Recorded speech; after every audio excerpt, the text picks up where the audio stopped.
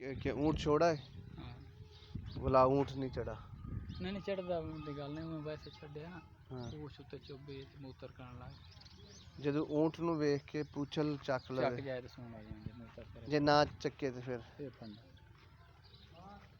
ਨਹੀਂ ਇਹ ਪੱਕੀ ਨਿਸ਼ਾਨੀ ਹੈ। हाँ ਤੁਸੀਂ ऊँट ਛੱਡਿਆ ਹਾਂ। ਬੈਠੀ ਹਾਲਤ ਚ ਇਹਨੂੰ ਮਿਲਾਉਂਦੇ ਆ ਨਾ, नहीं खलोते ਖਲੋਤਿਆਂ ਉਹ ਨੇੜੇ ਆਇਆ, हाँ ਉਹਨੇ ਸੁੰਘਿਆ ਆ ਕੇ। हाँ बुढ़ा मारे पहले पूछ चुब्बी ते मूतर करन ਅੱਛਾ ਇਹ ਕਿੰਨੇ ਮਹੀਨਿਆਂ ਦੀ? 4 ਦੀ ਹੈ।